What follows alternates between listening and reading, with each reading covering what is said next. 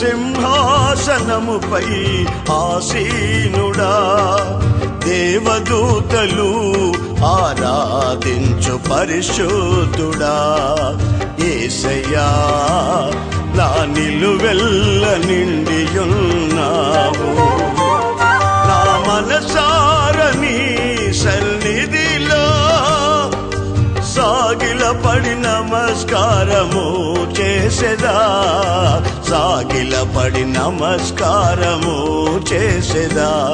నా మనసారని సన్నిధిలో సాగిలపడి నమస్కారము చేసేదా, సాగిలపడి నమస్కారము చేసేదా. మన ప్రభు అయిన యేసుక్రీస్తు అతి శ్రేష్టమైన నామాన్ని బట్టి దేవుని బిడ్డలను మీ అందరికీ పేరు పేరున హృదయపూర్వకంగా అందరికీ వందనాలు. కొద్దిసేపు దేవుని మాటలు విందాం. అపోస్తలుడైన పౌలు హెబ్రీ సంఘానికి రాసిన ఉత్తరం 12వ అధ్యాయము మొదటి నుంచి చదువుదాం.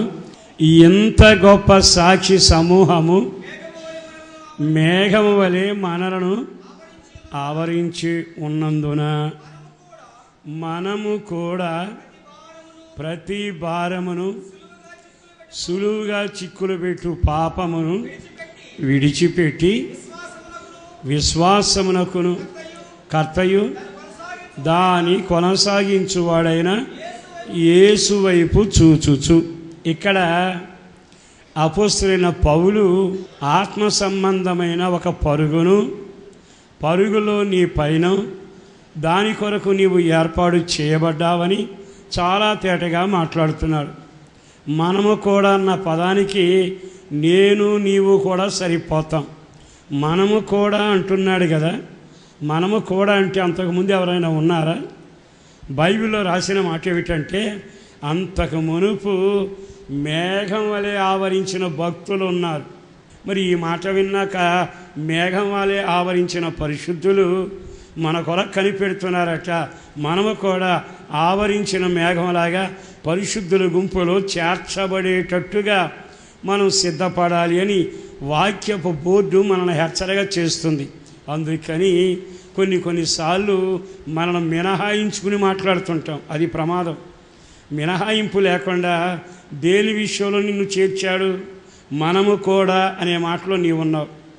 నాతో కూడా మీరు ఒక్క గడియైనను ప్రార్థించలేరా అంటే ఆయనతో మోకరించే గుంపులో ఉన్నాం.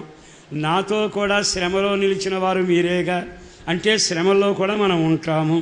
నాతో కూడా సింహాసనం మీద ఏలుతారు అన్నాడుగా అంటే సింహాసనానికి మనం ఉన్నాం. పరిశుద్ధుల గుంపులో మేఘంలాగా ఉన్నాం. ఆయనతో మోకరించి ప్రార్థన చేసే అనుభవంలో ఉన్నాం. ఆయనతో శ్రమ పడడానికి అనుభవంలో ఉన్నాం. మనము కూడా మరి అలాంటప్పుడు మనము కూడా అనే గుంపులో నువ్వు చేర్చబడ్డావు గనక ప్రార్థనలో ఉన్నావా? శ్రమలలో నిలిచావా? చేతులెత్తే గుంపులో ఉన్నావా? పరిశుద్ధమైన గుంపులో ఉన్నావా? ఆయనతో మోకరించే గుంపులో ఉన్నావా? మనము కూడా అని చెప్పిన దానికి కొన్ని పదాలు వాడాడు. అవి దేవుడు మనకు నిర్ణయించిన చక్కని బాట, శిలాశాసనం, మనం వెళ్ళవలసిన మార్గం. అది షరతులతో కూడిన పయనం. అక్కడ రాయబడిన మాట ఏమిటంటే, సులువుగా చిక్కులు పెట్టు పాపమును విడిచిపెట్టి. రెండో లైన్, మొదటి లైన్లో ప్రతి భారమును అని కామా పెట్టాడు. అంటే చదివేటప్పుడు ప్రతి భారమును విడిచిపెట్టి. రెండవ మాట సులువుగా చిక్కులు పెట్టు పాపమును విడిచిపెట్టి. ఇప్పుడు మనం ఈ గుంపులో సాగాలి అనుకుంటే మార్గం దీవెనకరంగాను దైవ చిత్తానుసారంగా ఉండాలి అనుకుంటే 2 పనులు నీవు చేయాలి. మొదటి పని ఏమిటంటే నీ భారాన్ని విడిచిపెట్టు. రెండో మాట ఏమిటంటే సులువుగా చిక్కులు పెట్టు పాపాన్ని విడిచిపెట్టు. ఈ 2 విడిచిపెట్టి మన ముందున్న వారు పరిగెత్తినట్లుగా మనం తప్పనిసరిగా పరిగెత్తాలి. సరే, ఇక్కడ ఒక మాట చెబుతాను. ప్రతి భారం అనే మాట విన్నాం కదా. అంటే భారం అనే పదాన్ని దేవుడు ఎందుకు వాడాడంటే, మనకు తెలిసినంత వరకు పరుగు పందానికి అభ్యంతరం కలుగు చేసేది భారం. అందుకే పరిగెత్తే పరుగులో నీవు తేలిగ్గా ఉండేట్టుగా నీకు బరువైందంతా పక్కన పెట్టేట్టుగా ఏర్పాటు చేస్తారు. ఏ ప్రయాణానికైనా, రైలు ఎక్కడానికైనా, బస్సు ఎక్కడానికైనా మనం వెళ్ళేటప్పుడు భారమైన సామాగ్రితో చాలా అవస్థపడతాం. అంటే భారం నిన్ను అభ్యంతర పెడుతుంది. అది నీ కుటుంబ భారమైన, నీ జీవితంలో పాప భారమైన, ధనాశతో కూడిన భారమైన, దురాశతో కూడిన భారమైన, లోకానికి నీకుండే సంబంధం, స్నేహం అనే భారమైన, అది ఏదైనా కావచ్చు. ఆ భారంతో నీవు పరిగెత్తలేవు గనక ఆ గుంపులో నీవు చేరాలి అనుకుంటే ఏది నీకు అభ్యంతరంగాను, ఏది నీకు బరువుగాను, ఏది నీకు భారంగా ఉందో ఆ భారాన్నంతా విడిచిపెట్టాలి. యేసుదేవుడు ఒక్క మాటలో చెప్పిన మాట ఏమిటంటే, మీరు పాపభారాన్ని మోస్తున్నారు అన్నారు. కనుక పాపభారం మనకి చాలా అభ్యంతరం కనుక ఆ పాపభారం నుంచి మనం విడుదల పొందాలి అని బైబిల్ చాలా తేటగా చెబుతున్న ఈ శుభవేళ నీకు ఏది భారమై ఉంది? తెలుగులో మనకు అర్థమయ్యేది ఏమిటంటే, పరిగెత్తేందుకు నీకేది అభ్యంతరంగా ఉంది, పరిగెత్తడానికి ఏది ఇబ్బందికరంగా ఉంది. చెప్పు తెగిందనుకోండి, నువ్వు పరిగెత్తగలవా? చెప్పులు సమాధానానికి సంకేతం. సమాధానం లేకపోతే నీ పరుగు సాగదనే విషయాన్ని గమనించాలి. చాలాసార్లు నా మట్టుకు నేను భక్తి చేసుకుంటున్నా అనుకున్న వారికి ఈ విషయం గమనించాలి. నీవు సమాధానంలో నడవకపోతే భర్తతోనైనా, భార్యతోనైనా, సంఘంతోనైనా, సేవకులతోనైనా, తోటి వారితోనైనా సమాధానం లేనప్పుడు నీవు ఆత్మలో అనుకున్నంత వేగంగా పరిగెత్తలేవు. కనుక భారాలన్నింటినీ వదిలించుకోవాలి. అన్నిటికంటే భారమైంది చింత. ఇది వదలమన్నా వదలదు, వెంటబడి తిరుగుతూనే ఉంటుంది. పిల్లల గురించిన చింత, వివాహాన్ని గురించిన చింత, ఇంటిని గురించిన చింత, చివరికి తిండిని గురించిన చింత ఎన్నో ఉన్నాయి. కనుక యేసుదేవుడు చాలా తేటగా చెప్పిన మాట ఏమిటి తెలుసా? ఏమి తిందుమా, ఏమి త్రాగుదామని ఎందుకు మీరు చింతిస్తున్నారు? అలంకరించేవాడిని నేను కాదా? అద్దేవాడిని నేను కాదా? నీకు సరిపడ ముద్ద పెట్టగలిగిన వాడును నేను కాదా అంటూ నీవు ఆ భారం నుంచి విడుదల పొందమని. చింతనే భారం తొలగాలి. సమాధానం లేని జీవితంలో సమాధానం కలగాలి. లోకమంతా నాదే అనుకుని ఆరాటపడి ఆ భయంకరమైన లోక సహవాసం అనే బరువు నీ నుండి బయటపడేట్లుగా ఈ రోజునంటున్నాడు, మనము కూడా వారి దగ్గరికి పరిగెత్తి మనం వారిలో కలిసి సంపూర్ణమయ్యేట్టుగాను ఆ పరిశుద్ధుల గుంపులో మనం మేఘ సమూహంలాగా మనం కూడా కనబడినట్లుగా వీటిని విడిచిపెట్టి, దేవునికి స్తోత్ర. ఈ శుభవేళ నా యేసును బట్టి బ్రతిమలాడుతూ చెప్పగలిగిన మాట, నీ జీవితంలో అనుకున్నంత వేగంగా ఎందుకు పరిగెత్తలేకపోతున్నావు? ఆశ అయితే ఉంది, మోకరింపు లేదు. చేతులు ఎత్తాలని ఉంది, కానీ దేవుని సన్నిధిలో ఆరాధన చేయలేకపోతున్నావు.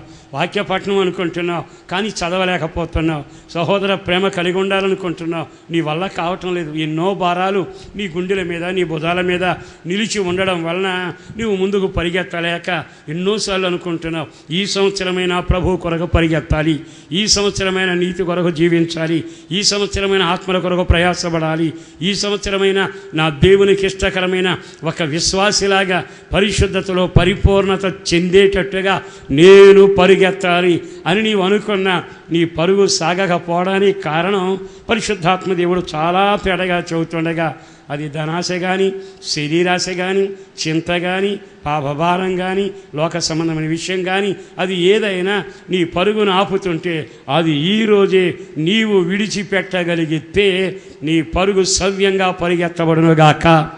మరొక్క మాట కూడా రాసిపెట్టాడు. అదేమిటి? సులువుగా చిక్కులు పెట్టు పాపం.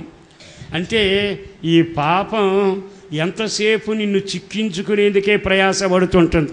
అందుకని నీ జీవితంలో మరణానికి సంబంధించిన పాపాలు చాలాసార్లు విన్నావు.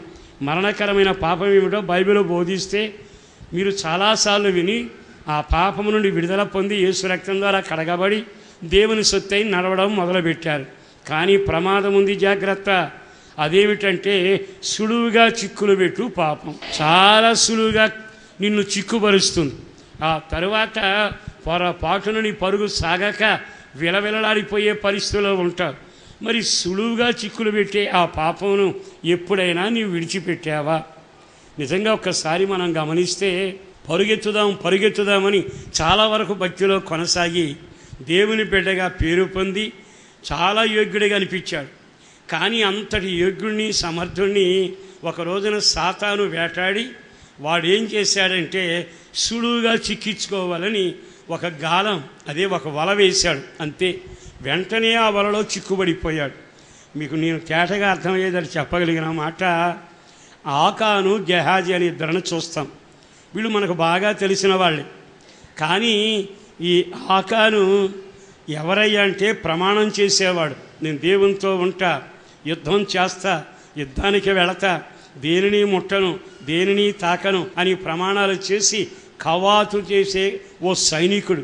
ఇప్పుడు నువ్వెవరవో తెలుసా? అనామకుడు కాదు, రక్షణ లేని వ్యక్తివి కాదు. రక్షించబడి క్రైస్తవ్యంలో కథను తొక్కుతూ, వాక్య పేలుగును వెదజల్లుతూ, దేవుని నీతికి ప్రత్యేకగా నీ పరుగును కొనసాగిస్తూ ఉన్న వ్యక్తివి. కానీ నీకైనా నాకైనా ఆకానుకైనా అదిగో వల విసిరితే చిక్కుబడి అనుభవాలు ఎదురవుతా వచ్చాయి. ఇప్పుడు వల విసిరి అతనికి షేనారు వస్త్రం, అంత బంగారు కమ్మి, కొన్ని వస్తువులు కనబడేట్టుగా ఎరగా వేశాడు. అంతే, వెంటనే పరిగెత్తుతూ ప్రమాణాలు చేసిన వాడు ఎక్కడికొచ్చి ఆగిపోయాడు? చివరికి ఆ నాణ్యం చూసేటప్పటికీ, ఆ సొమ్మును చూసేటప్పటికీ, అక్కడున్న సీనారు వస్త్రం చూసేటప్పటికీ పరుగు ఆగిపోయింది. అందులో చిక్కుబడ్డాడు. నేను ఎందుకు ఇంత తేటగా చెబుతున్నానంటే, నీవు కానీ విడిచిపెట్టవలసిన సులువుగా చిక్కులు పెట్టే పాపాన్ని కానీ వదిలిపెట్టకపోతే రేపు నీ ఎదుట ఉన్న సింహాసనం ఉందే, ఔన్నత్యం ఉందే, ఘనత ఉందే, దేవుడు బలా నమ్మకమైన వాడని పిలిచే ఒక యోగ్యమైన పిలుపు ఉందే, అది నువ్వు పోగొట్టుకుంటావు దీనికోసం కక్కుర్తి పడితే. అందుకని మన యేసుదేవుడు ప్రతి క్షణం మనని ఎందుకు వాక్యమైన దేవుడు మాట్లాడుతుంటాడు. పరిశుద్ధాత్మ దేవుడు మనలో ఒక ప్రేరేపణ కలుగ చేసి ప్రతి విషయాన్ని జ్ఞాపకం చేస్తుంటాడు. ఈ శుభవేళ ఈ మాటలు వింటుండగా ఏ రోజైనా సులువుగా చిక్కులు పడే పాపం, దానికోసం ప్రయాసపడక్కర్లా, దాని కొరకు ఎదురు చూడక్కర్లా, దాన్ని నాకు కావాలని అరులు చాచక్కర్లా. కేవలం ఎదురుగా ఆకర్షణలా కనబడగానే ప్రమాణం ఏమైపోయిందో, పరిగేమైపోయిందో, భక్తి ఏమైపోయిందో సులువుగా చిక్కుబడిపోయి అది కాస్త మూట కట్టుకుని తెచ్చి తన డేరాలో భద్రత చేశాడు. తర్వాత అపజయం మొదలయ్యింది, అవమానం వచ్చింది, చివరికి ముగింపు వేదనకరమైన పరిస్థితి. దండం పెట్టి నా యేసుని బట్టి చెబుతున్నా, నీ భక్తిని సులువుగా చిక్కులు పెట్టి సాతాను ఎరవేసే కార్యాలు ఎన్నో ఉంటాయి.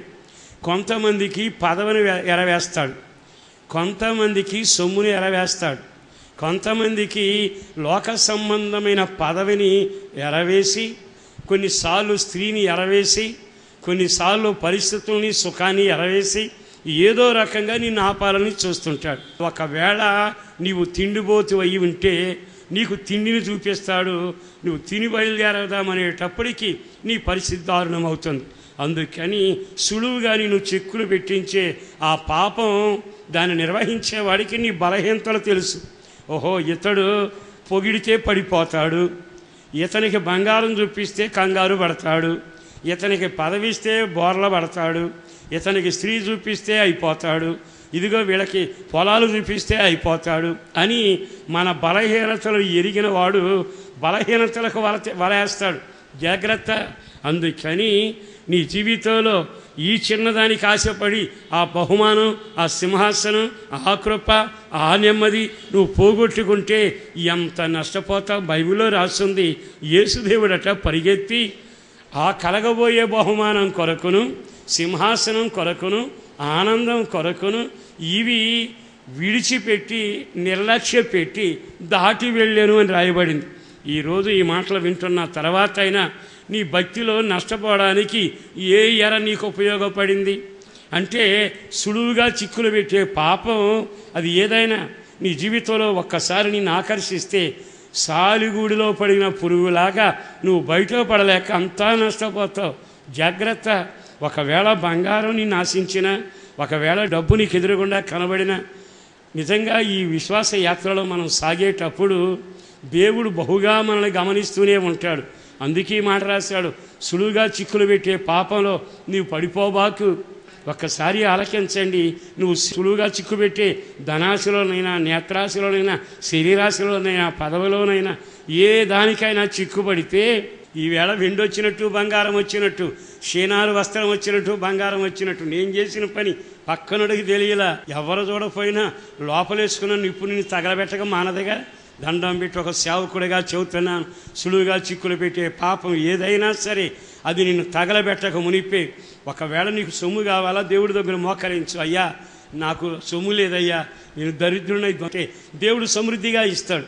ఒకవేళ నాకు ఈ ఆశ ఉందయ్యా, నాకు తిండి కావాలయ్యా, అడగండి. నా దేవుడు ఏలియా లాంటి వాడికే దూతలు పంపించి భోజనం పెడితే నీ కడుపుకు పట్టిడు అన్నం పెట్టలేడు? దానివల్ల నువ్వు సుఖపడతావేమో కానీ పిల్లలంతా నష్టపోతారుగా, వాళ్ళందరికీ ఆస్తి మూటగట్టినట్టు శాపం చేస్తావుగా.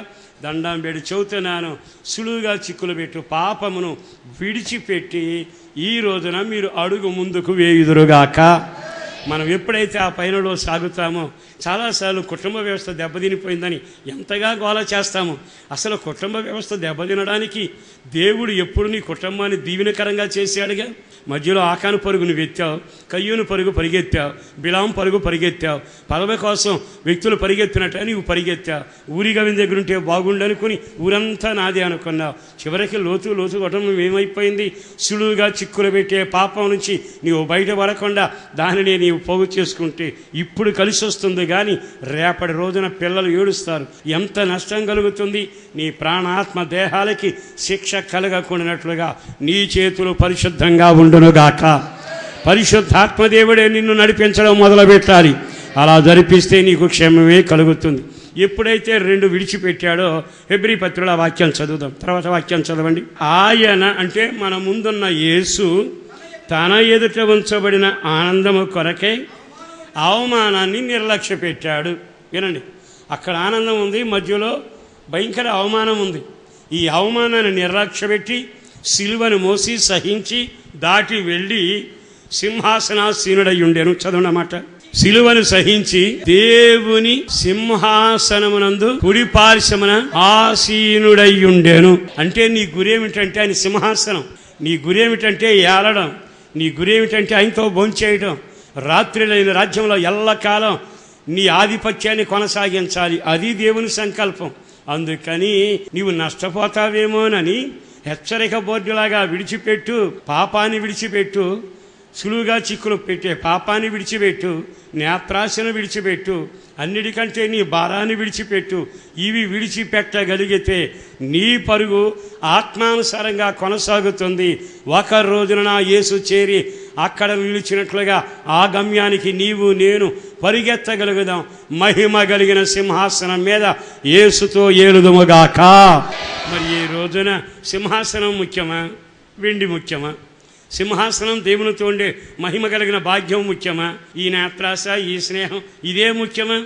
ఇంత తేటగా పరిశుద్ధాత్ముడు ఎందుకు చెబుతున్నాడంటే నీకు నీవే ఎందుకు నష్టం చేసుకుంటావు, నీకు నీవే నీ పిల్లలకి ఎందుకు నష్టం చేస్తావు? బైబిల్ లేఖనంలో ఇశ్రాయేలు గోత్రం రాసినప్పుడు ఆకాను గోత్రం కొట్టివేయబడింది. అంటే నువ్వు ఎంత నష్టపోతున్నావో తెలుసా?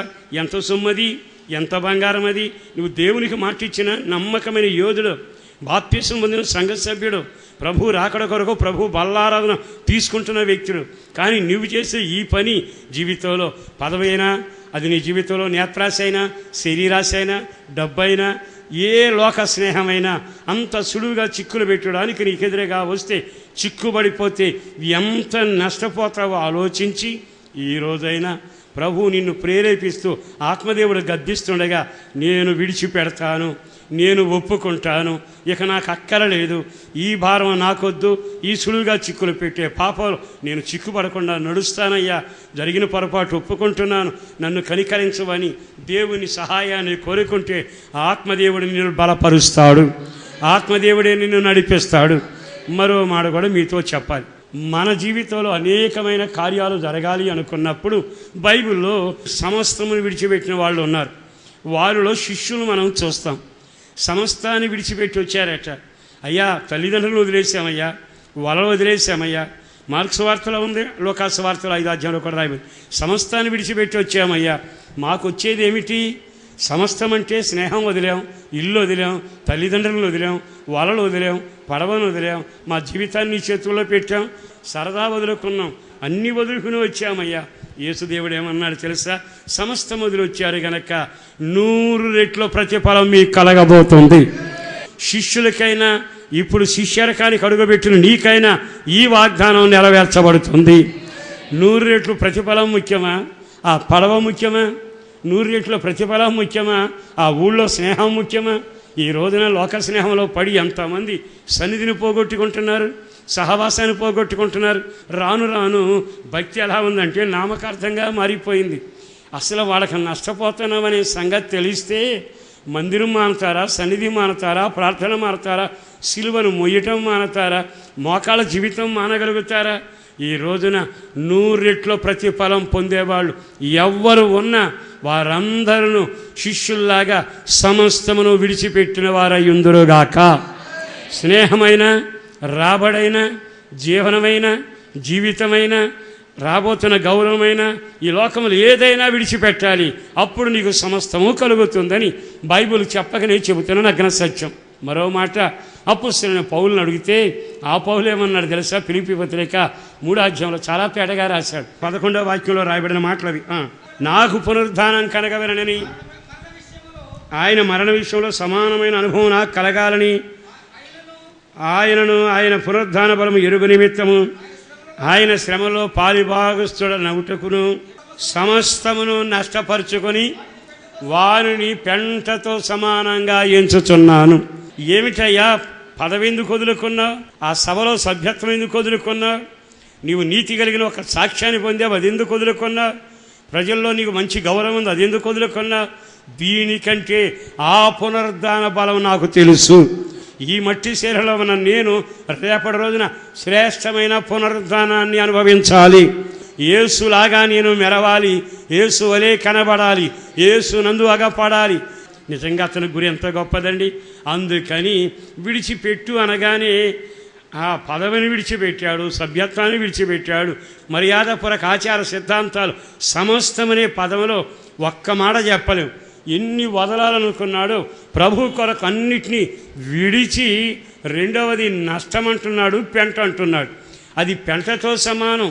ఈ రోజునైనా నీ జీవితంలో పునరుద్ధాన శక్తి, పునరుద్ధాన దేహం, యేసుతో సింహాసనం, యేసు వరకు జీవించడం నిజంగా ఎంత ఆశీర్వాదకరమండి. అది నీవు పొందాలి అంటే నువ్వు విడిచిపెట్టక తప్పదు. అందుకని మీరు వలలు విడిచి నన్ను వెంబడించండి, మీ పడవలను తండ్రిని విడిచి నన్ను వెంబడించండి. ఇదిగో భారాన్ని విడిచి సులువుగా చిక్కులు పెట్టు, పాపాన్ని విడిచి మీరు నన్ను వెంబడించండి. ఇదిగో సమస్తమును పౌలు నష్టముగాను పెంటగా ఎంచుకున్న ఈ లోక సంబంధమైన యోగ్యతలు, మర్యాదలు, రాబడి, ఘనత, పదవి, అది ఏదైనా సరే సమస్తము నష్టముగా ఎంచుకొని మీరు విడిచి నా యొద్దకు రండి అని మరలా ప్రభు మనల్ని హెచ్చరిక చేస్తుండగా ఒక్క మాట చెప్పగలను. అదేమిటో తెలుసా? సమరయ స్త్రీని గురించి ఎన్నోసార్లు విన్నాం. పాపానికి పడికట్టు, పాపానికి ఆయుధం కొండ. ఆ కొండను పట్టుకుని ఎవ్వరు లేనప్పుడే వచ్చిపోతూ ఉంటుంది. కానీ యేసు ప్రభు ఆమెతో మాట్లాడి ఆమె జీవితంలో వెలుగును నింపి పునరుద్ధానాన్ని చెప్పి రాబోయే మెస్సయ్యను నేనేని చెప్పి నీ చేసే ఆరాధన మంచిది కాదు, ఆత్మారాధన అని వివరంగా చెప్పినాక ఆమె మారు మనసు పొందేనని రాయాల. ఆమె ప్రభువాని పాదాల మీద పడినని రాయాల. రాసిన మాట ఏమిటి తెలుసా? కొండను విడిచిపెట్టి. అంటే ఇది ఉంటే నాకు ఇది సాగదు, ఇది ఉంటే ఇది నాకు అనవసరం, ఇది ఉంటే నేను ఏది పొందలేను. ఆమె జీవితానికి ఆ కొండే అభ్యంతరం. ఆ కొండతోనే తన జీవితం తెల్లారితో వచ్చింది. ఈ పాపపు కొండ వదలనంత కాలం నాకేమీ కలగదనుకుని వెంటనే కొండను విడిచిపెట్టింది. నెమ్మదిగా ఊళ్ళోకి వెళ్ళి చెప్పింది. ఇప్పుడు మాట చెప్పనా? ఆ ఊరి పేరే సమరయ. అంటే వాళ్ళు ఎవరయ్యా అంటే ఇశ్రాయేలు గాక అశ్షూరులతో అక్రమ సంబంధం వల్ల పుట్టిన ఊరు. ఆ ప్రాంతానికి ఇశ్రాయేలు ఎవరు వెళ్ళరు, ఎవరు అక్కడ సంచరించకూడదు. అట్లాంటి సంకర జాతి అని పేరు పెట్టబడిన ఆ గ్రామంలో ఉండి ఈమె ఈ రోజున కొండను విడిచిపెట్టి ప్రభువుని వెలుగును హత్తుకున్నాక ఇవేం చేసిందో తెలుసా? ఊళ్ళోకి వెళ్ళి ఊళ్ళో వాళ్ళందరికీ చెబితే ఆ గ్రామస్తులు భయంకరమైన దేవుని సన్నిధికి రాకూడని జనాంగం, ఇశ్రాయేలు ఆ ప్రాంతంలో అడుగుపెట్టకూడని జనాంగం, నిషేధించబడిన వంశపు వాళ్ళు. కానీ ఈమె కొండ విడిచిపెడితే ఆ ఊరంతా క్రైస్తవ కుటుంబంగా మారేటట్టుగా ఈమె జీవితం సాక్ష్యంగా నిలిచింది. ఒక్కళ్ళ కొండ విడిచిపెడితే ఊరు కదిలిందిగా, ఒక్కళ్ళ కొండ విడిచిపెడితే ఆ ఊరంతా దేవుని తెలుసుకున్నారుగా. ఈ రోజున నిన్ను బట్టి ఎంతమంది దేవుని వైపు రాగలిగారు?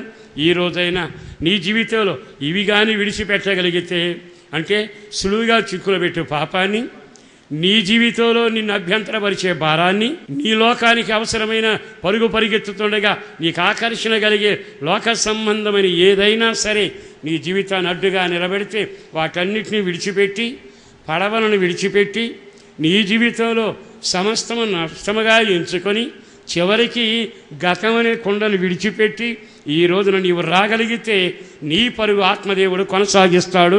కొనసాగించడమే కాక అభిషేకించబడతావు. అన్నిటికంటే ముందున్న ఆనందమును, దాని ప్రక్కనే నిలబడిన సింహాసనమును, దాని మీద ఉన్న మహిమ కలిగిన దేవుడును అవన్నీ నీ సొంతం అవబోతా ఉన్నాయి. ఈ కాలం కొంతకాలం, ఈ లోకంలో కొంతకాలం ఉండి వదిలి వెళ్ళిపోతాం. సింహాసనం గురి కలిగి ఉండాలి, మహిమ దేహనం గురి కలిగి ఉండాలి, పరమలోకపు ఆనందం మనకు గురై ఉండాలి.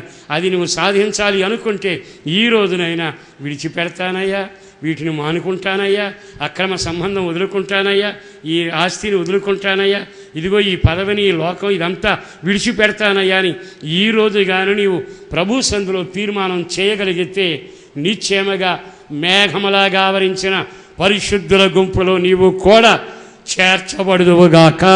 తలల వంచండి, ప్రార్థన చేసుకుందాం.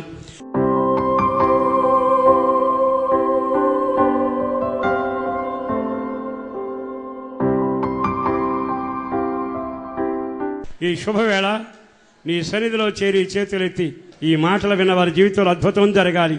ఈ కార్యక్రమంలో పాల్గొందిన ప్రతి వారు దీవించబడి, అభిషేకించబడి, మెండైన దీవెనల చేత నింపబడినట్లుగా నిత్యమైన మహిమకు, నీ నివాసానికి నిశ్చయంగా నీ బిడ్డలు నాయన చేరుకోగలిగేటట్టుగా విడిచిపెట్టవలసినవన్నీ విడిచిపెట్టి నీతో సాగే కృప, వాళ్ళ కుటుంబాల క్షేమం, కావలసిన నెమ్మదిని, కావలసిన క్షేమాన్ని, కృపను విస్తరింపచేసి నీ రాకడ కొరకు, నీ రాజ్యం కొరకు ఆయత్తపరిచి మీరు మాత్రమే మహిమ పొందాలని యేసు పరిశుద్ధ నామమున ప్రార్థించి వేడుచున్నాం తండ్రి. ఆమేన్. పరిశుద్ధాత్మ స్వస్థత కూడిక ప్రతి శనివారం రాత్రి 7 గంటల నుండి 9 గంటల వరకు హోసన్న మందిర్, హనుమాన్ జంక్షన్ నందు జరుగును. మీ అందరికీ ప్రేమపూర్వక ఆహ్వానం. ఆరాధనా సమయములు. మొదటి ఆరాధన ప్రతి ఆదివారం ఉదయం 8 గంటల నుండి 10 గంటల వరకు హౌసన్న మందిర్, రామాయమ్మపేట జంక్షన్ రోడ్, నూజివీడ్ నందు జరుగును.